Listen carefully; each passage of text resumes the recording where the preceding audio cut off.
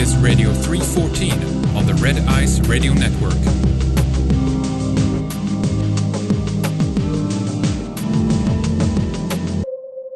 Happy New Year! Well, I expect the majority of you aren't hungover. You all have way too much going on for that, right?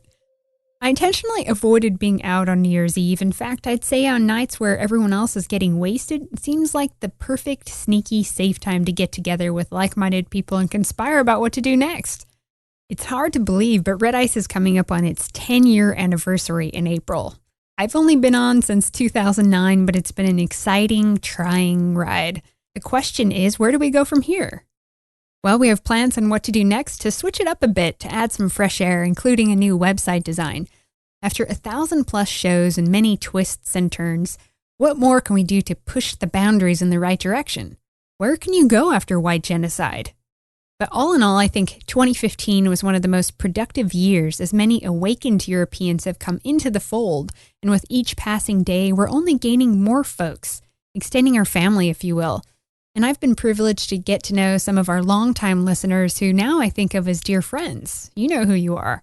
People who have been with us for many years and who haven't turned their backs as we've grown in our understanding together. The kindness and generosity we've received this year has been most encouraging and spiritually very uplifting. I suppose if you've been listening and agreeing for a while, you've become, shall I dare say, more radicalized in your views.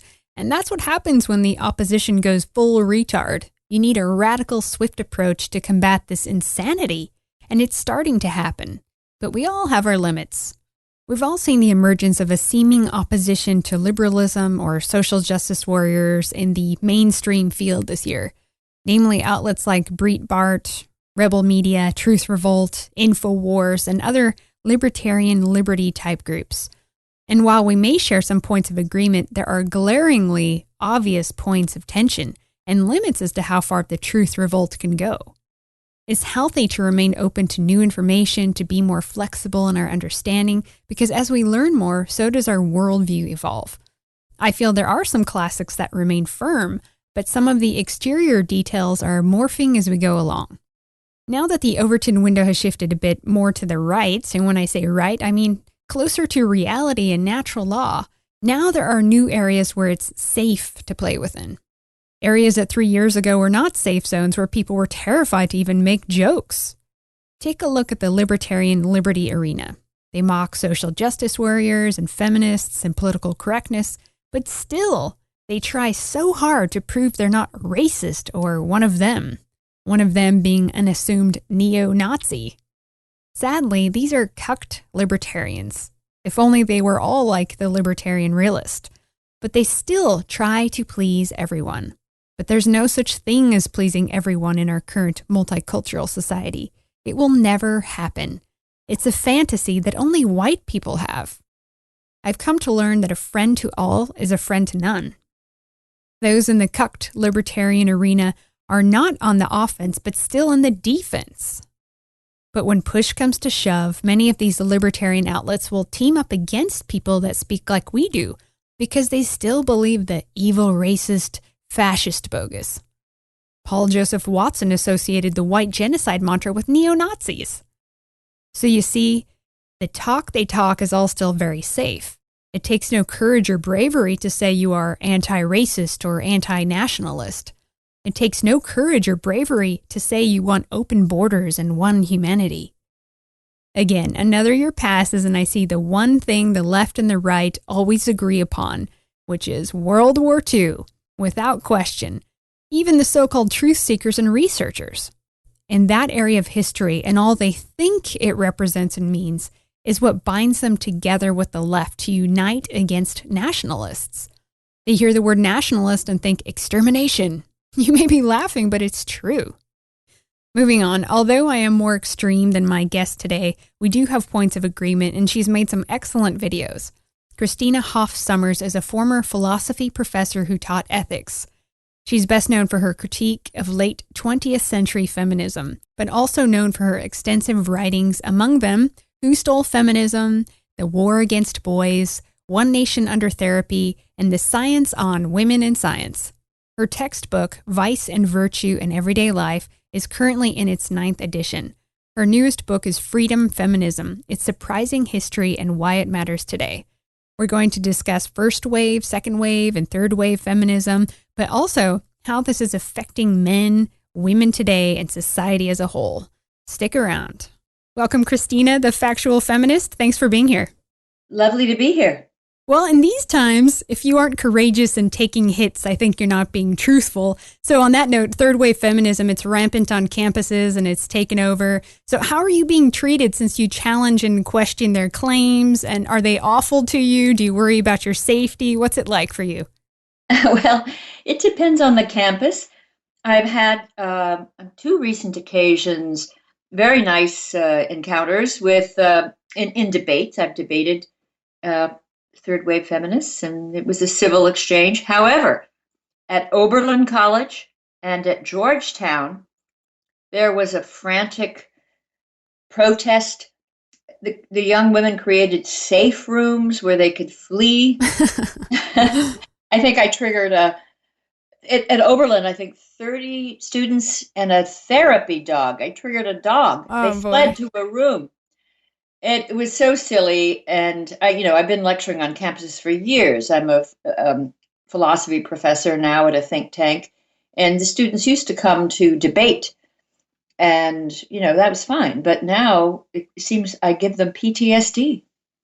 It's just weird, too, because feminists, you think that they love women. That's part of why they're feminists. But I, too, have gotten lots of hate mail from feminists, for being critical of their claims. And I find that a lot of them actually hate women and they're quite bitter. Have you noticed that? I remarked on that in my writings years ago, that there's a lot of misogyny in mainstream feminism, a dislike of women and all things associated with women. There's a denigration of femininity. And I'm the kind of feminist, I like men and women. Yeah. And I think many aspects of the gender system are enjoyable and the result of freedom, not oppression. I always feel, too, if a woman if she's truly strong, she just does what she does and she has no need to be loud about it because she's the real thing, right? She's living her life successfully and she's enjoying fulfillment, right? Right. And the best way to achieve is, I think it was actually the comedian Sarah Silverman said, people were saying, well, do you feel slighted as a female comedian? And she said, well, what you have to be is undeniable.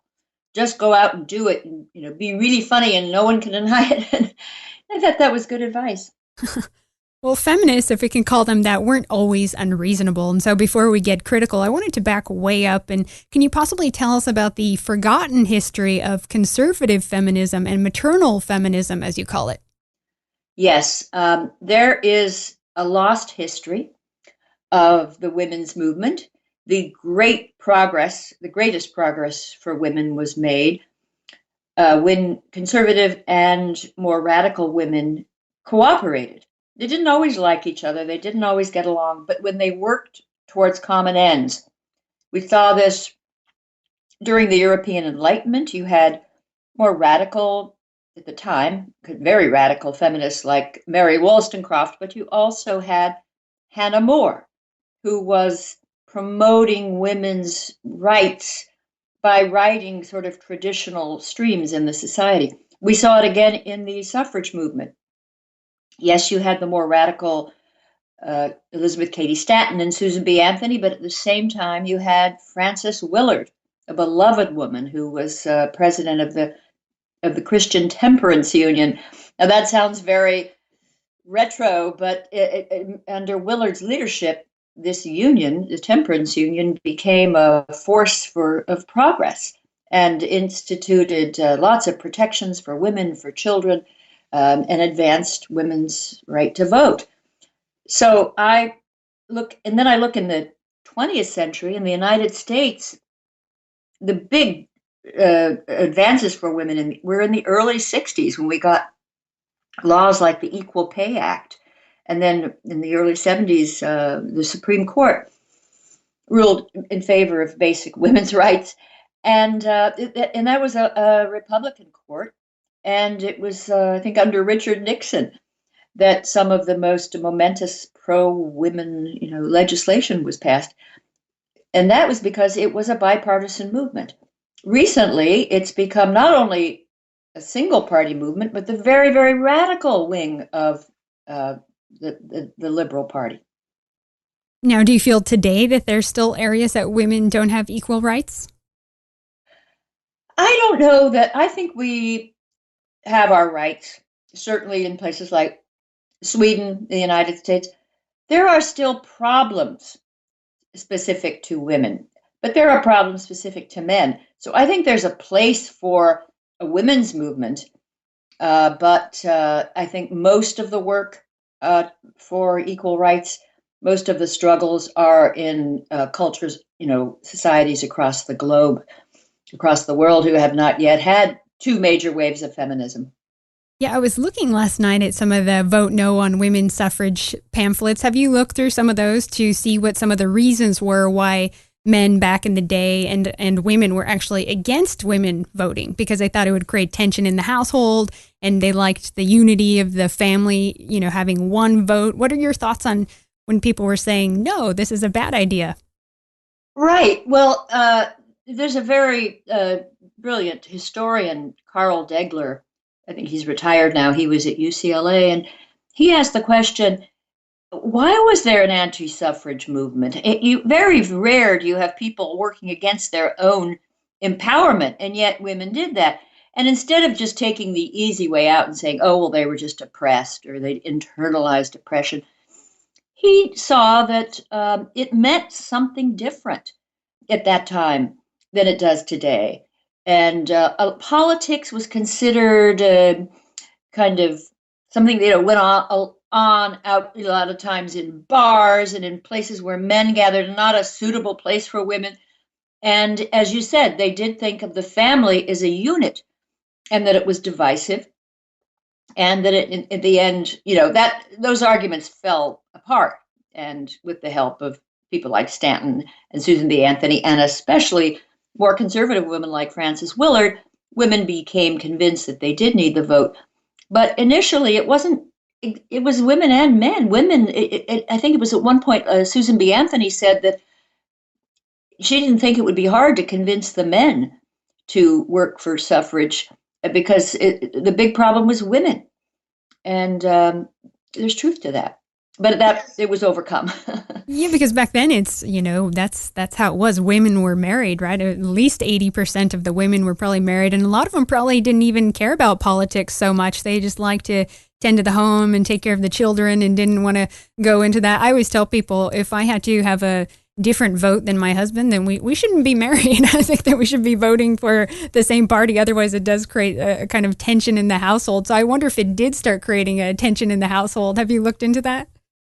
Oh, I don't know about that. I mean, there was a time where I knew people who didn't agree with their husbands or wives and vote for different parties, but I don't know much. I don't know too many couples that's true of today because it's so polarized and people are so emotional. Now, were there any groups that were helping fund some of the suffrage movements? Any men or other political parties that were helping fund it, or was it completely grassroots from what you know? It was largely a grassroots movement, but let me put it this way. Initially, it was a movement among elites, sort of wealthy ladies, largely on the East Coast, having teas and meetings in their, clubs and churches. With Frances Willard, it became more mainstream because she brought into the movement working class women. She had chapters of African American women. She made it much more inclusive and broad based by what Frances Willard did. This conservative feminist, she told women that it was their duties as mothers to vote, and she even rebranded the suffrage as the Home Protection Act because it was part of the temperance movement because at the time it was thought that the bar, the saloon was the enemy of the home, that men would go there and spend all the family money and they would get drunk and they could become abusive. So in the 19th century, I think most feminists were part of the suffrage movement. That was actually a movement largely for the protection of women and children. Well, most of the history we read today, in my view, is propaganda. So I'm always questioning the mainstream view. And part of that is how we think men used to treat women in the old days. And we're taught that women were regarded as cattle or treated like dirt, or their opinion didn't matter, or basically that their sex roles were so rigid. But I always say we're talking about our own ancestors, men who brought ideas of rights and freedom and equality to the world. We weren't alive back then, but do you think we're given an accurate portrayal of the male-female relationship in European history? I do not. I think it's oversimplified. And go and read novels. Go read Jane Austen. I mean, were her heroines oppressed? I mean, men and women did have different spheres, but both were dignified and respected. So different doesn't necessarily mean that one is subordinate to the other. Now, I will say that another way it's simplified is that people will go back and see how women were mistreated. If you find societies where women are egregiously mistreated, it's quite likely that men are mistreated as well, and that it's a society that just has not evolved in any serious way, basic human rights. But once a society achieves any sort of level of civility and according dignity to its citizens, you find women are well treated. Not that they have exactly the same rights, not that they have access to the public sphere in the way men do. That we had to work for that, but basic protection and safety, certainly.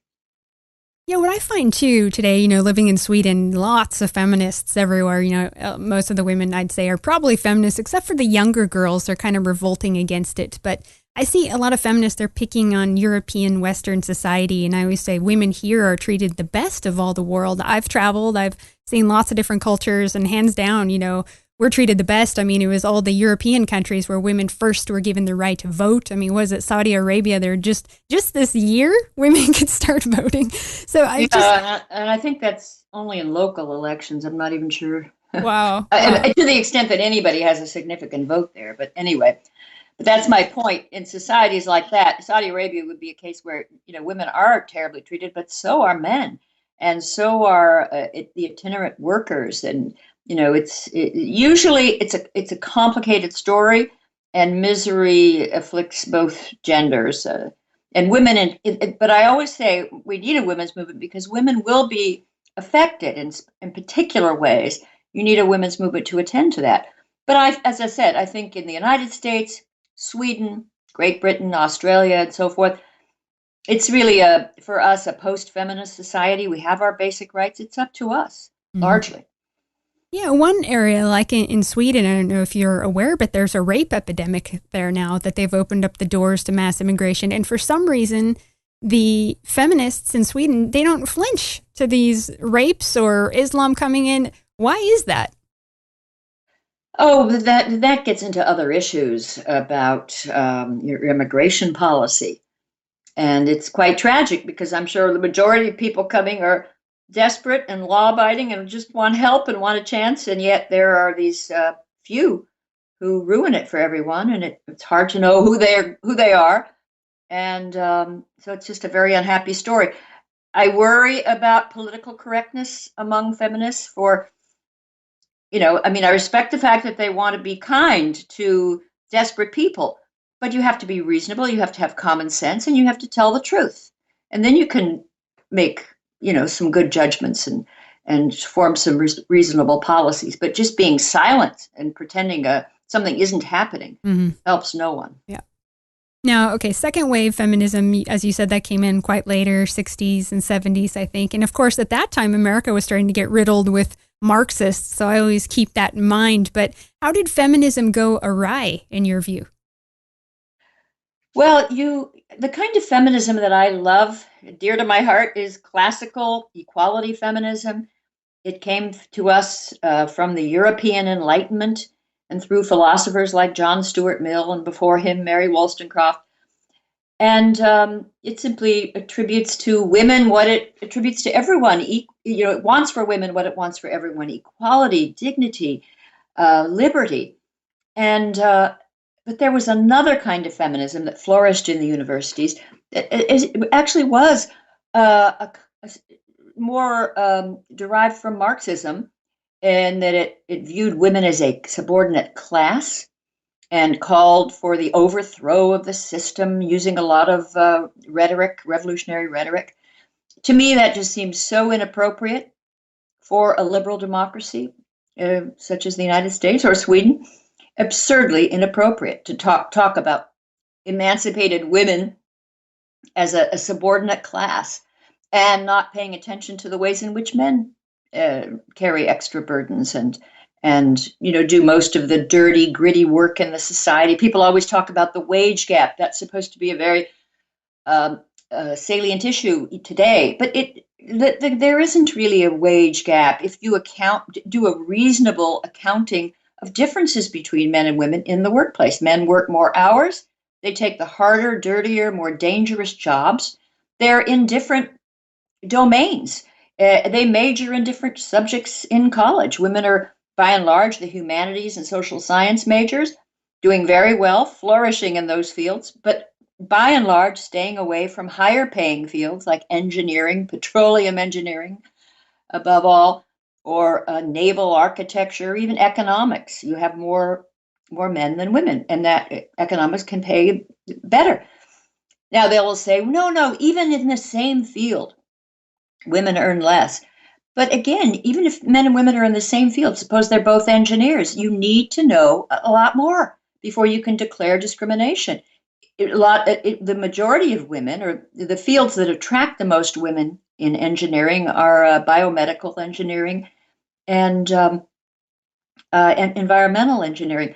Those pay less than aerospace engineering or petroleum engineering. So you need to do a more fine-grained analysis. And when you do that, you're finding, by and large, men and women making different choices. Free, self-determining human beings making different choices.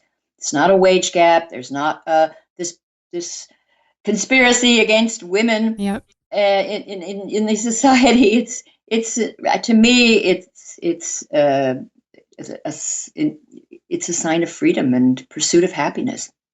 Well, there's no more fundamental and delicate relationship in society than the male and female one. And the future of society, it really depends on the family. And as you've said, there's benefits and burdens for both sexes, and we have to keep that in mind. It's not about seeing each other as competition, but rather a unit meant to work together. Unified, I think, is a powerful force, bringing different variables to the table. And I know you agree with this. So how do we create a balanced, healthy relationship between the sexes? Because it feels like we've lost that. Well, one thing we have to do is be generous towards one another in our approach. And if you want, I think what happens now is there's so many third wave sort of hardline feminists that approach men with a spirit of hostility, and they act as though the average male, to be a man, is a pathology in need of a cure. This theory that is of toxic masculinity, I think that's very destructive. And I became a feminist in the 60s and 70s because I didn't like male chauvinism. I still do not. But I don't like female chauvinism and female misandry, if you will. And it seems like that's what we have right now, is a lot of angry women, very hostile to men and frankly, unjust to them. Yeah. So how have you in your lifetime seen men change as a product of, radical feminism or even liberalism? How have you seen guys change? Well, the guys around me, I have two sons, and they seem to be normal, as all sort of typical, I should say, boys and young men. But I've seen a lot of change just in recent years, because we now have a generation of young men who may have been brought up with feminist mothers and feminist teachers. Mm-hmm. And then they go to colleges where, again, their masculinity is suspect. And I see a lot of confusion. I mean, people are resilient and, maybe they can move on, but not everybody can. And I think it's very hard to be a young man right now in the current environment, unless you have a pretty strong ego. Fortunately, a lot of them do. They can laugh it off. But it's not really funny. It's not funny to have teachers that are very impatient with boys, don't take the time. A lot of teachers, I'm not saying all of them, some of them are wonderful with boys, but a lot of teachers don't really like little boys. They are more difficult to manage in the classroom. This is true cross-culturally. Little boys are, more rule-breaking, risk-taking, just generally more unruly. And you have to make, you have to make a place for that in school. Have some tolerance or some good techniques for dealing with it. And in the United States, the technique for dealing with it is often to suspend them or, and punish them rather than understand them and help them It's grow. true. There's a male shaming. It's almost like testosterone or masculinity is a dirty word. So they're trying to push towards this, gender neutral masculinity is a social construct. They're really working on the psyche of boys. And I say, little boys, especially little white ones, seems like they're target of hostility in school, media, entertainment. Like you said, being a boy is like a pathology. So how does the current feminist establishment seek to transform our boys? What would make them happy? Oh, well, I think they'd be happy if the boys were more like girls. I think Gloria Steinem once said we need to raise our daughters more like we need to raise our sons more like we raise our daughters. Well, boys resist that unless you want to sort of, you can try to re-engineer their re-socialize them in the direction of femininity, but most of them won't cooperate. And if they do, they're going to take, they're paying a high price, sort of psychically. So it's a terrible thing to shame a little boy for his preferences. Little boys and girls, typically, they enjoy being who they are. Boys like to be boys, girls like to be girls. There are exceptions, but I'm talking about the majority of kids. And they're sort of they enjoy playing with the toys associated with their sex. And there's a sort of gender solidarity you see in 5-year-olds, 6-year-olds. And it's perfectly normal and healthy, and there's no reason to treat it as a pathology and something dangerous. Yeah. And I know in Sweden they go very far. Oh yeah. To re-socialize kids, and it hasn't really worked as far as I can see. Well, what happens there is then the feminists, they start to resent these guys for not having balls, if you will. So then they just abuse them more. But it's funny you brought up Gloria Steinem because she admitted in an interview in the 50s that she was a CIA operative for 4 years. What was she doing is the question. Oh, I don't know about that. That's not, I have friends who've been in the CIA. It's not the worst thing in the world. It used to be a terrible thing, but I mean, maybe for her leftist friends, but it's not the. I think she may have just had a job. If you live in Washington D.C., it's just a set of offices, and it's nothing. It's the security agency for the country. It's a pretty important thing. So what sort of damage do you think is modern feminism doing to the relationship between the sexes and also to women, because it's really transforming women? Well, I think, again, I want to remind everyone, I'm not talking about feminism as equality and respect. I'm talking about this third wave feminism that insists the sexes are interchangeable and any differences are the result of, patriarchy. This theory, and that masculinity is by definition, conventional masculinity is toxic and all of that. If you believe that, and you believe that, we haven't even talked about the fake statistics. Of course, we did talk about the wage gap, but these false claims about a rape culture, which implicates the average man in this social atrocity. That's a horrible kind of, stereotype. It's almost as if we are, profiling men as predators. That is poisonous to the psyche of a young man, especially, and to the relationships between the sexes. What's more important, and you said it before, what could be more important to a country than the basic rapport between men and women? Yeah. And I think that is right now in danger, that we're going to be divided. And in the United States, we've been badly divided by race, and we're constantly trying to repair that. It's just a national preoccupation and a national tragedy in many ways. But it's almost as if these feminists are forcing us to become, divided along the fault line of gender. And that's so divisive. And it introduces so much unhappiness into society and despair. and alienation. So I work against it, but I view my work against this type of feminism as a almost like a humanitarian work, because I just, as a philosopher and as a mother, as a person, I think human beings are happy when they approach one another in a spirit with goodwill. Sure, and honor our biology. You know, we are wired different. We have different urges, and we have different strengths and weaknesses, and that's okay. You know, I'm a naturalist. I like natural law. I like the natural order, and we should respect that. And it seems like everything in society today is trying to fight that all the time. You know, Trying to fight it, and most women, I don't say all, but most women, excuse me, do like masculine men. You know, men that are they feel can feel protected in his presence and taken care of.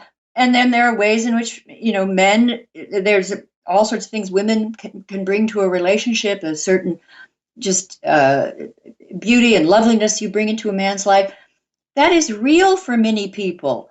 That's real for millions and millions of people. And to take that and to have contempt for that is really something they should reconsider.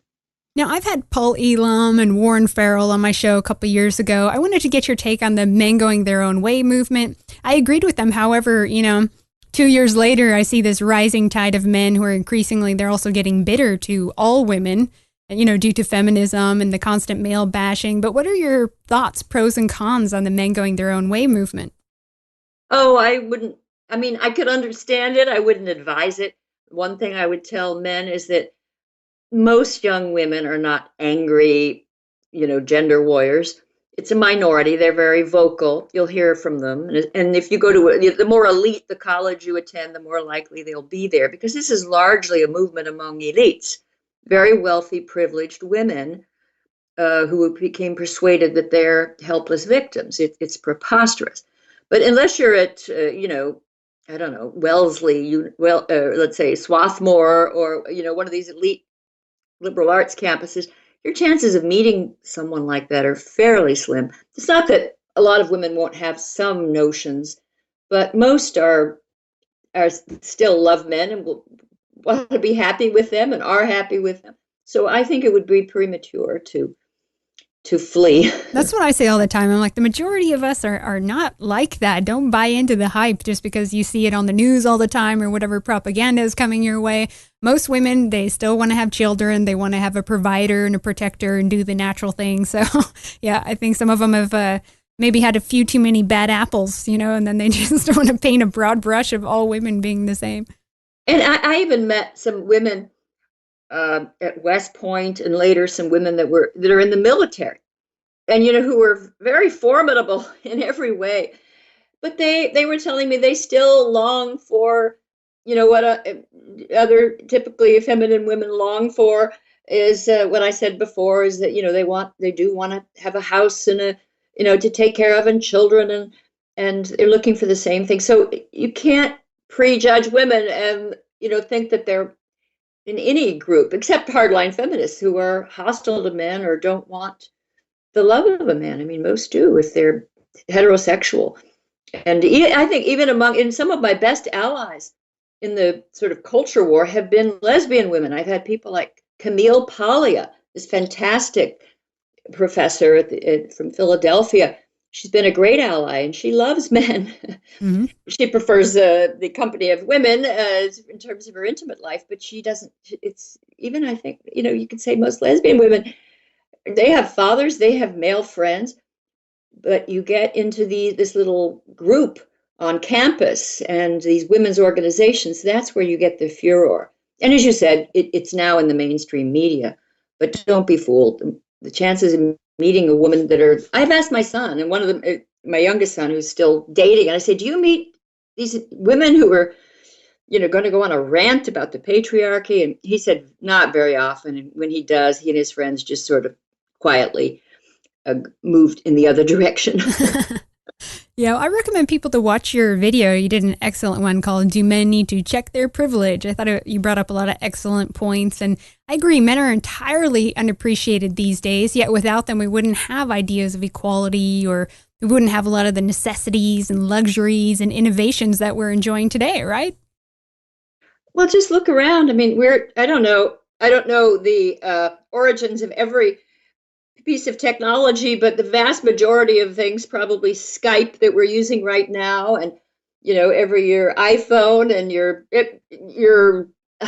television, probably a man created it.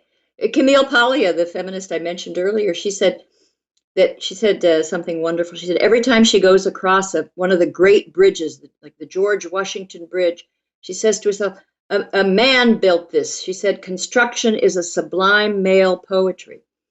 And I Nice. like that. And I appreciate men for that. There's near my house in Washington, they're building this huge apartment complex and shops and things. It's been going on for 2 years. Throughout the year, it could be a very, very hot summer day, hundreds of men out there working, building, hammering, putting up roofs and setting windows. And they do it in the snow. They do it, and some of them are working on weekends and holidays. It's men. It's an army of men. And that army is sort of, working all the time. And the feminists just rarely mention that. And believe me, that's part of the wage gap, is that men take some high-paying jobs, but that are dangerous. And you have to be outdoors, and they have high rates of injuries and deaths. Oh, yeah, and they're isolated for long periods of time. I mean, I don't see many women working in the sewer or the coal mine. Why is You that? really don't. It's rare. There are women that do it, and I admire them, but that they are unusual. And I think we have to be grateful to men. I'm not saying men shouldn't be grateful to us, because we do our share, most of us, but it's now so one-sided. It's as if the feminists only notice the things women do, and then they only attribute to men all of the misdeeds and the crimes, and forget all the creativity and the infrastructure and the civilization that where men played a leading role. I saw you speaking with Michael Moore, and I could tell you weren't happy about that, but he was saying it's only men polluting and committing violence and starting wars, and he just forgets about all the wonderful things that men have also brought to the world. It's always one-sided like that. Yeah, starting wars, but the sacrifices, just go read about the Second World War and what men endured. And anyway, it's to this day. I mean, the men, there are some women, but mostly men around the world, and we depend on them, whether we know it or not. Unfortunately, there was a mass raping of German women too. 2 million women were raped in Dresden and firebombed. Awful stuff. Well, a lot of times people think, well, politics would just be better if women were running the government. Everything would be peachy fuzzy, no conflict. I'd say come to Europe, come to Sweden, where the government is full of, these third wave feminists. Or how about Merkel in Germany? Come and see the fruits of what these female politicians are doing in their country with these emotional whims. But what do you think? Would politics be better with more women involved? Would it be more balanced? Would we have less wars? What would happen? I do think the sexes are different, but I don't think one sex has a monopoly on goodness or judiciousness or diplomacy. That can, come in both male or female varieties. So I'm just hesitant to generalize. I think you have to go by the individual, and that's what we need. We need the best person. I do like to see more women in politics, just because it's something I think it's one of these fields that I think women are well suited for it and enjoy. So we're seeing more without quotas.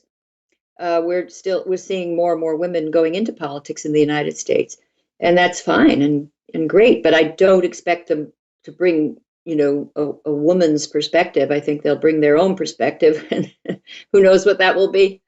Yeah, both sexes have their weaknesses. I just know how women could be very catty sometimes, and I just wonder how would that translate into politics, or maybe we're too motherly, so we would be. Some comedian said, "Yeah, if women around the world, we'd have hundreds and hundreds of nations who would maybe not, none of whom would be speaking to one another." Or we would just be like Mama Duck, trying to hoard the whole world in our country, trying to take care of them, right? Yeah, but it's kind of hard to take care of the world if you don't have those the builders and the inventors, and those have largely been men. I mean, it's not that women don't do that, but men more than women show up at extremes. And in the extremes of inventiveness and risk taking, it's part of that male risk taking and rule breaking and quirkiness. And I think with engineering, it may have to do with slightly improved spatial reasoning skills. Anybody who studies sex difference, any responsible psychologist, including many feminist psychologists, will agree that there's no question that men tend to be more rule breaking, as well as better spatial reasoning and more physically aggressive. That can lead to bad things, but if you have an orderly society, a society with a good education that can channel male, rambunctiousness and obstreperousness in good directions, then you get this outburst of creativity that we all benefit from. Yeah, I like that line. You said that masculinity has been the most creative force in history. And I would say that it's women that are the inspiration, the muse that inspire men to do these great things. I mean, they're doing most of what they do to impress women. It's always about getting women most of the time, right?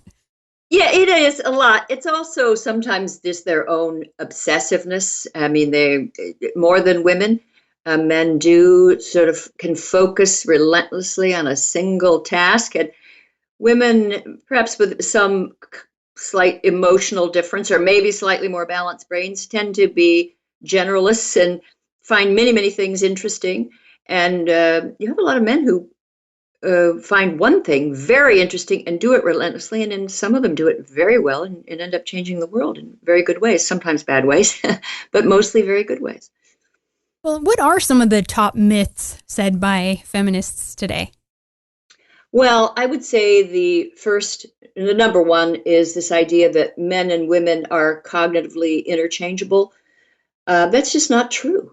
You have to be captive to, just so much propaganda to believe that. Just use your own eyes and look at the world and look what men are doing and women are doing under conditions of freedom.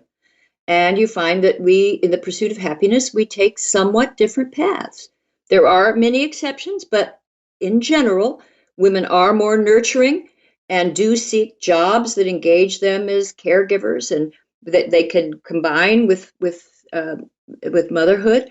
And men are found more often in the professions that sort of my friend calls the people-free zones. You will find more men, as metallurgists and so forth. So there's that difference. We're not the same. We're equal, but we're slightly different. And the other myth is that men have all the privileges or that women are the underprivileged sex. I don't see it that way, and I can't find data that show that. The data, to me, show a complicated mix of benefits and burdens, and it's impossible to say in a society like Sweden or the United States who's better off. Women are better off, probably in Sweden too. Women are better off educationally. They're getting better education than men. They're ahead. They're more literate. They're better readers. They're better, we take them as a group, just far ahead in literacy. We live longer. We're less vulnerable to, injuries at work and, all sorts of mishaps. And partly that's because of male risk taking, but these are differences. So I think if we acknowledge them, we just have a more complex understanding of human reality. Well, we live in a society where said victims they're like heroes now, and whoever is more victimized, it seems, gets to be on top of this victim hierarchy, and they get the most privileges owed to them. I'm sure you see this going on the campus. So from a philosophical perspective, what kind of society will this create if everyone's walking around saying, I'm the bigger victim here? It's terrible. And first of all, I want to say it's terrible for people who really are in trouble.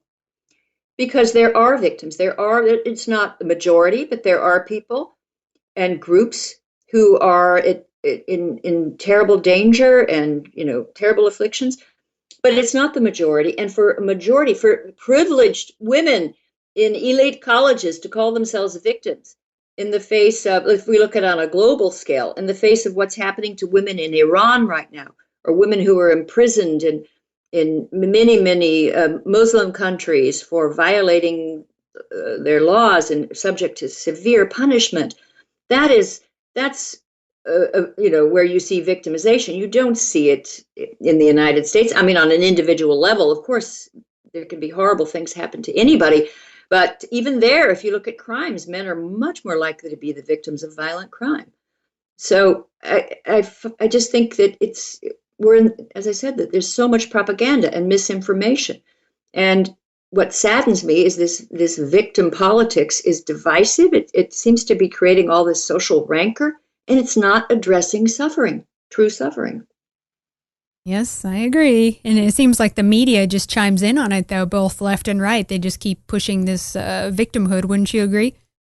I think what the media doesn't understand is that the gender scholars are just not reliable. The media, I mean, to their credit, they often will rely on university researchers. They assume, and in this case wrongly, they assume that these university researchers, because they have PhDs, that they have published their work in refereed journals and that it has had the benefit of criticism and peer review and so forth. That is not always the case. We have a lot of women's advocacy groups that do their own studies that are not scientific, that couldn't pass any sort of test for rigor and just methodological probity. But the media doesn't know that, and they report on them as if it's serious science. And this is, I've tried to do my best, and others, my allies, we've tried to inform the media that you cannot rely on the information that's put out by gender scholars and gender advocacy groups, because it's almost all, I don't want to say all, but almost all spin, untruths, exaggeration, hyperbole, and sometimes just complete untruth. Of course. And then really, what we're talking about here when we're talking about natural law, they're really enemies of science because the science is already there, but they just don't want to look at those differences, right? Well, if you think that men and women are interchangeable, they were cognitively interchangeable and behave psychologically, look, I don't want to say that this is 100% resolved, but it is by no means resolved in the direction of the idea that gender is a social construction. I don't know anybody that believes that it's totally a social construction. Question how much is biology and how much is culture? It's unresolved. It's an exciting area of research and inquiry. So that's very unscientific to assume that we already know the sexes are the same. We know no such thing, and anyone that claims otherwise is showing themselves to be an ideologue rather than a free thinker. Now, are there a lot of, I don't know if you know this, but radical feminist organizations that are getting money? Are they getting money from government or private money? In the United States, there's a fair amount of money. They're very good. These groups are very good at passing laws that have, little provisions in the fine print that allow government funds to flow to their organizations. So we've got that. I mean, a lot of groups do that, and it's not just women's groups, but it's certainly true of the women's groups. But I think the success of feminist ideology is not so much because these people are such great networkers or that there's some kind of conspiracy. I don't think that. What I think explains it is the absence of critics. People are afraid to criticize. Because if you question their statistics or their twisted theories about masculinity, you're said to be a crank or anti-woman, and you almost automatically. You can be a liberal feminist like me. I'm still a registered Democrat, but I'm called a right winger and a backlasher. I've been called a traitor to my gender. Anti-woman. Even there were some critics that called me an non-woman. They said Christina Hoff Sommers and Margaret Thatcher, those two female impersonators. But I got called a female impersonator for questioning feminist advocacy statistics. I don't doubt it. Yeah. So but I think that has created a hostile environment for open discussion about sex and gender, and so there's been a silencing of criticism. And now in the academy, it can be career diminishing to challenge the feminist statistics. And there are a lot of scientists, people who study the brain and cognitive psychologists who study sex differences, who have to, proceed very cautiously. And, temperamentally, they don't want to get into brawls with people. Who does? And so they hold back, and they're not involved in the debates. And yet these people that are often not scientists, but merely sort of politically motivated advocates, they're all over pretending to be the experts when they're really not. But anyway, that's partly why I think this has thrived, is the diffidence of critics. The too many critics, would-be critics, just ran for cover. Oh yeah, you see that happening a lot, and I tend to get irritated. Like, why are these people so wimpy? Like things like race or gender, they're sacred cows, so you can't even get into the science. It's just science, folks. It's not meant to be offensive. It's just looking at the numbers, or looking at the biology, looking at the reality. But even just talking about these things is enough to get you fired, right? So I'm sure you see that amongst your colleagues in the university campus. I mean, or is this ever going to go away, or is it only going to get worse?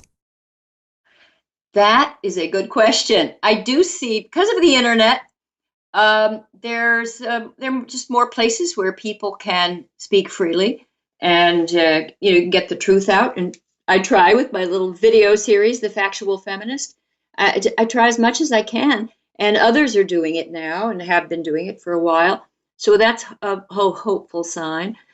And I guess the other thing you have to consider, and maybe this will become better understood, I think that some of I would call them the wackier, more eccentric feminists have gotten away with, they're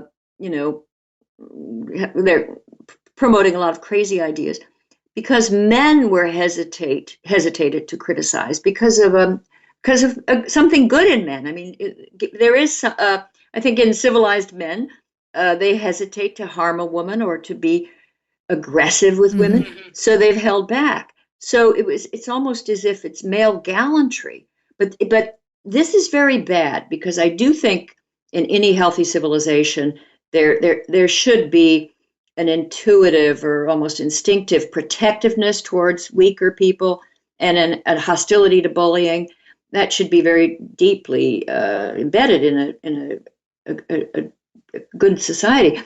I think it is in places like Sweden. I think it is in the United States. And I think the hardline, divisive, third wave feminists have taken advantage of that.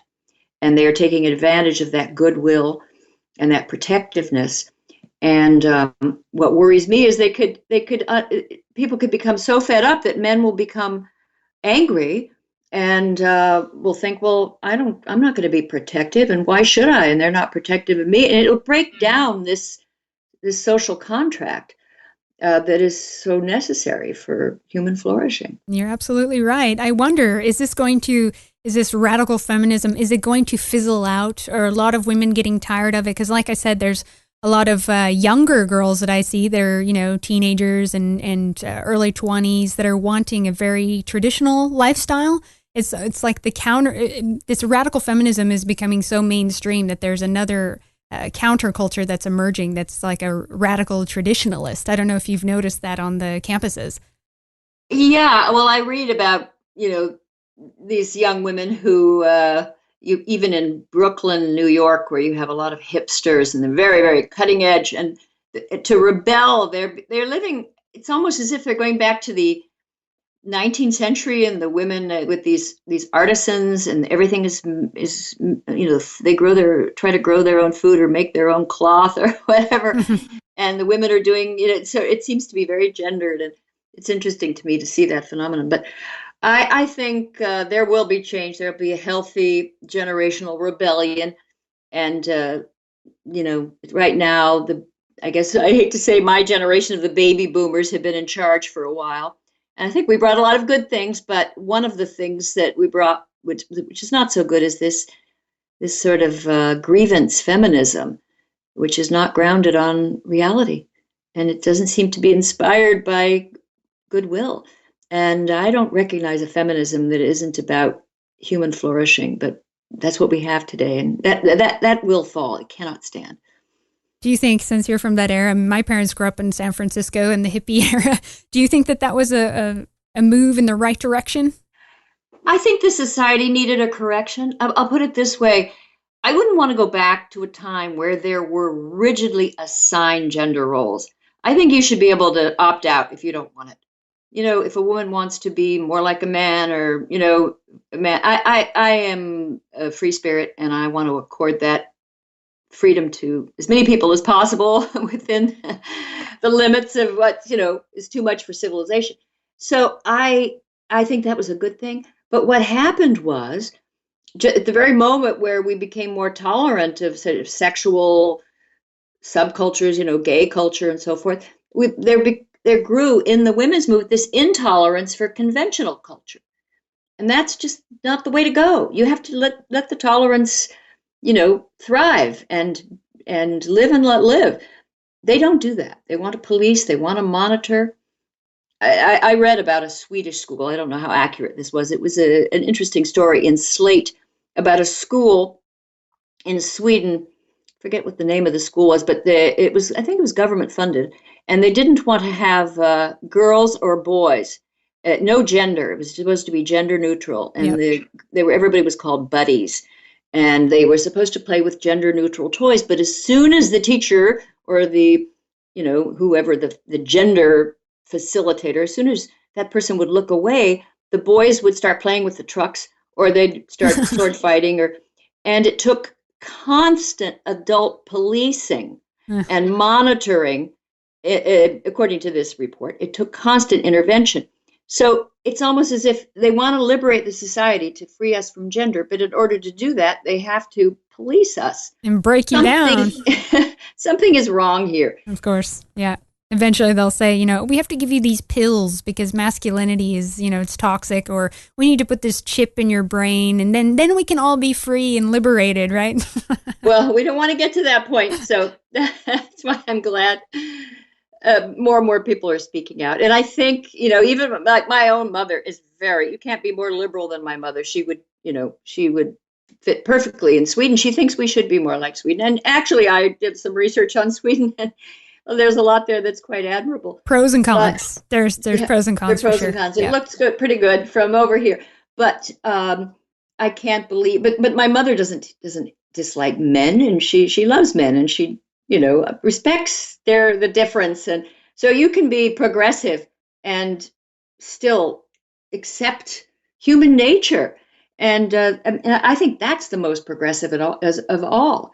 And one last thing I'll get in is I read a study recently by some psychologists who looked at 55 cultures across the world, some rural, in pre-industrial societies in places like Copenhagen, Paris. They found that men and women were more unlike one another the freer the society. The freer the society was.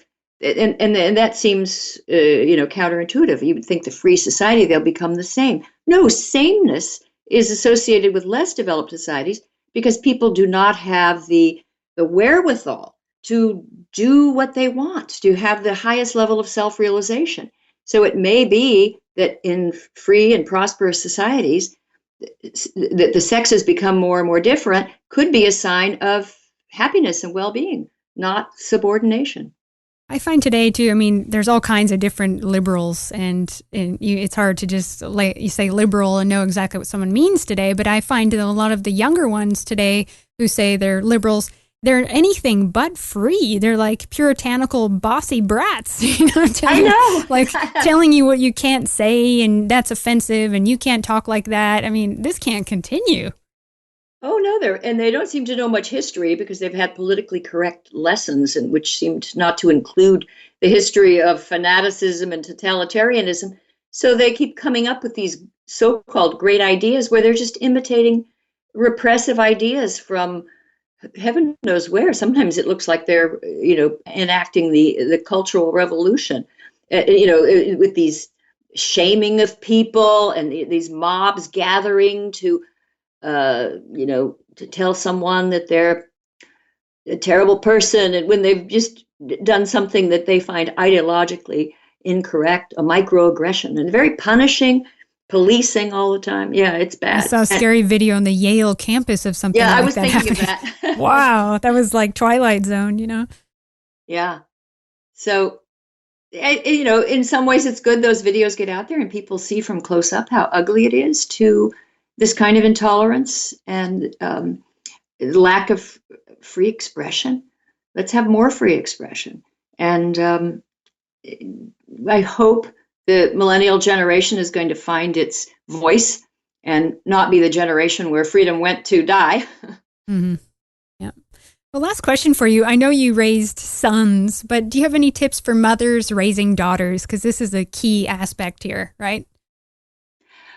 What I would do is, having raised sons, is I didn't try to impose gender roles on them. They were what they were. They assumed their gender roles and did all sorts of things I didn't understand. They became sports fiends, loving every sport. But I didn't fight it. I tried to interest them in other things and succeeded as best I could. But sports is still their primary life passion, mainly the Boston Red Sox. But I would, you try your best to interest a child in everything and encourage them to flourish, but be aware that they have a self and they have, their own desires and their own minds. And so you sort of help them become who they want to be. And so it's a complicated mix between sort of coaxing them, but also respecting who they are. So what do you think of like Femin in Europe? They're running around topless, screaming about sexual liberation and I'm a slut. What do you think when you see pictures of that?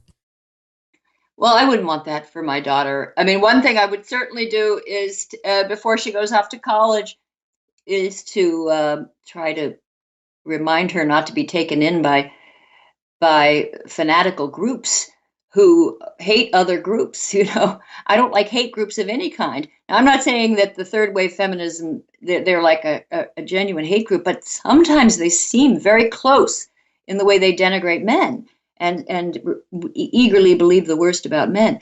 But I would certainly not want my daughter to become an angry, militant third wave feminist, but or these other groups, with the slut walks and all of that. It's just kind of tiresome. I think it'll fade before my granddaughter goes to college. We can hope so. Well, you've written several books, so please share those details with us and let people know how they can buy them, and also a website where they can find more details. Well, they can follow me on Twitter, @CH Sommers. And I'm constantly, people are always talking about my books, and so that often comes up on Twitter. They can go to The Factual Feminist on Facebook or on YouTube. And I've made a series of videos. As a feminist, I respect the truth. I think women and men will be helped by truth, not by hyperbole. So every few weeks now, I put out a video correcting a myth. And I think there's been more than, if you add up all the views, it's more than 4 or 5 million views. And that's kind of a record for an academic, but they're very short. So it's painless. It's a few minutes. We try to make them somewhat entertaining, unless the topic is just too tragic for that. And so I would say go to The Factual Feminist, follow me on Twitter, and The Factual Feminist has a Facebook. And then if you go to my think tank, American Enterprise Institute, just look up my name and you'll find all my books and articles and so forth. Well, fantastic. Well, thank you so much. It's been a pleasure having you. Oh, my pleasure. There's a lot to comment on here, but I wanted to expand on the one vote per household idea before first wave feminism.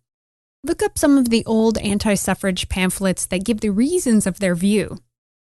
We have to look at this through the lens of that era, an era that valued the structure of family. Most women were married and wanted to live in peace with their husband with shared views. Most women did not care about politics unless it affected the home and children, and they had outlets to speak up about it. From the view of anti-suffrage, here's some reasons that they provided. And I should add, none of these reasons you'll hear about in the movie that's out right now called Suffragette. Of course, they never provide you with the other side of the story. Because it means competition of women with men instead of cooperation. Because 80% of women eligible to vote are married and it can only double or annul their husband's vote. Because there is extra expense involved. Because in some places there were more women voters than men, and they worried about what they called petticoat rule. Think about Merkel. To me, voting as a household is the most balanced approach. In fact, I think today people shouldn't be able to vote until they're 30 and have some life experience. I think having a family and marriage should also be a condition. Why should someone who has no offspring going into the future have a say as to how someone else's children should live? Some of the reasons for anti-suffrage make sense from an evolutionary perspective. The family unit is the building block of a society. The society is like an organism evolving, naturally wanting to become more fit. We've had specific structures in place for the protection and survival of our people to ensure fitness.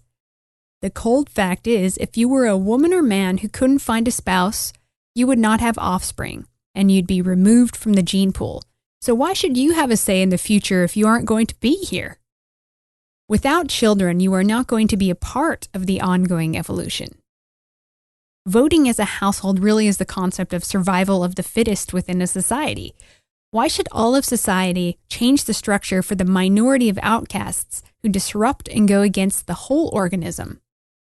It's harsh, but that would mean single, unwed people for whatever reason, or people who are in misaligned marriages. These would be the weaker people in society, because humanity functions in its optimal level with healthy family units. We don't mate like raccoons, so I fully disagree with comparing us to animals in this case. It's funny how leftists only point to nature in the scenario of sex partners. Today we are chipping away at these healthy, protective structures in place. When Western structures that protect women and children are fully eroded, look out, women, because you will live horrible lives unprotected and unsupported. The family unit is safety, strength, and continued existence. We chip away at these structures using words like oppression, but oppression will be living without these structures in place. Further, I'm shocked every time that feminists today know nothing of the rape epidemic by invaders, because that's what they are, in Europe. I can speak firsthand for Sweden, the rape capital of Europe now. Oh, it's just a few bad apples. This is utter ignorance, which is complicit after a certain point.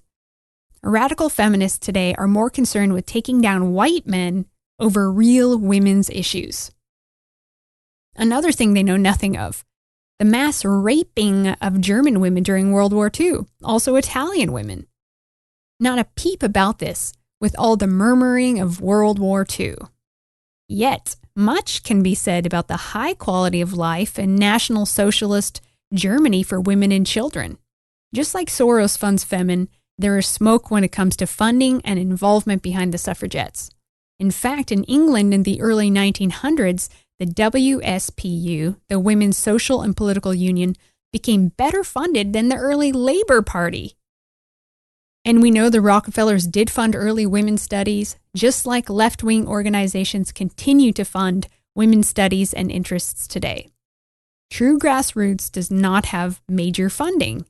And usually where there is big funding, there is a big plan. Men are funding women's studies and interests. Why? Because we have competing interests in our society, unhealthy free radicals warring against the healthy whole organism. They're cultural Marxists, and they use words like liberty and empowerment while they create disease. We only need to look at the fruits of our society to see how this has all turned out. Thank you all for listening. I wish you a most productive, successful year. Let's do some damage, huh? And for us to continue doing damage, consider signing up for a Red Ice membership to help support our radio shows, news, and video content. Visit redicemembers.com for more information. Also reach out to me on Twitter, Facebook, and Google+. Next week, come back for some Slavic mythology. Take care.